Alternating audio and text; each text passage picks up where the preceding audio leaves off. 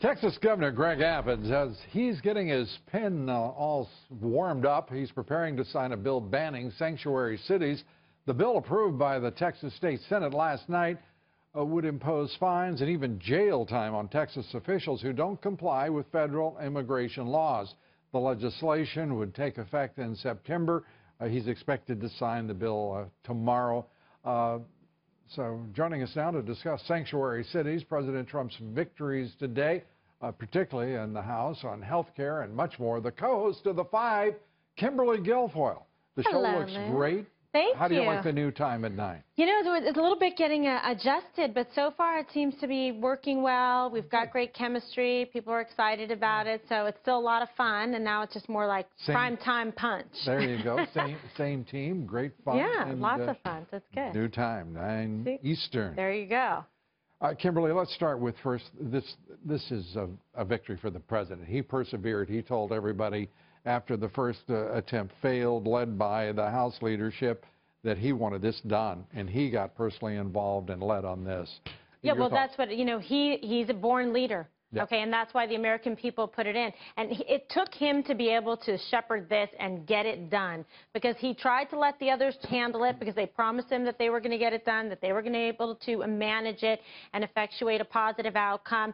They fell short last time, so that's when you need somebody that's actually a true team leader and a general to get it done. And now it goes to the Senate, and, you know, it's going to be a battle there for sure. Yeah, we're already hearing some rhetoric like that coming from, like, Senator, you know, Rand Paul about it, but nevertheless, they've got this, but you can't get cocky. Now they've really got to get to work and make sure that they get it through in the Senate, and that's not going to be that easy. And the Senate is, I really, despite all the noise that we hear now, I may be proved wrong, but I really believe that the Senate has watched the House process.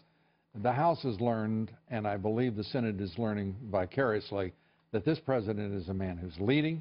It's time to get the party behind him, and the individual agendas are just not going to amount to anything. As a matter of fact, they won't be in power if they don't follow this president's lead. They better follow his lead, and there better be a reckoning for those that don't. Dead serious, because he was put in office, and many of them have him to thank for the seats that they occupy, and they will be needing him so that they can retain their seats. So the people that go in there that are spineless, that tell the president things like, well, if you don't have the votes, then okay, I'll step forward, but otherwise I want to take a pass so that I can go back to my constituents and say that I didn't go for it. I can't stand people like that. I mean, they're unbelievable. You can't believe that people are like this, but they are. And the president had to put it to them and say, listen, step up or step out. And passing the funding bill to move ahead today, the Senate, after the House had approved it, moving a $1.17 trillion spending bill to get us through till October 1st. That was another win for the president, because the Democrats, believe it or not, folks, they were making a lot of noises like they wanted to shut down. They wanted to shut down so that they can then further demonize the Republican Party, demonize conservatives, and in particular this president, because they don't know how to win and they don't know how to lead. They're unbelievably jealous of him and his achievements. All they're doing is trying to be obstructionist all the way, so they want to have some finger pointing to do, but that's not going to get them very far, because look at all that he's accomplished already just in his first 100 days. A man of business, and he's dramatically changed our relationships in terms of foreign policy, and like he has so far with China, who's at the table now. Right. So people should give him credit for that as well. Yep, absolutely. I want to throw that in. Well, no, and you're exactly right to do so.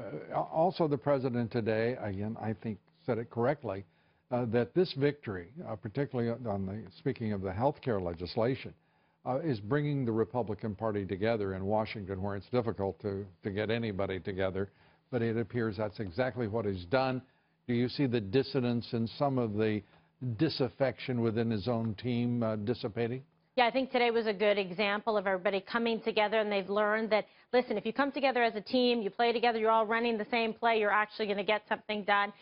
They should learn how to win from this president and how to behave and show leadership. He's trying to do something for the American people, and if you are not helping the president, then you are working against the American people, and we'll know who you are. And I want to give you an alert. If you want to put your hands over yours, I've got to give Paul Ryan credit. He actually today said he acknowledged the president's leadership and credited the president with this victory. And that was a major step forward. And more of the same on the way, we hope. Deliver the rest. There you go.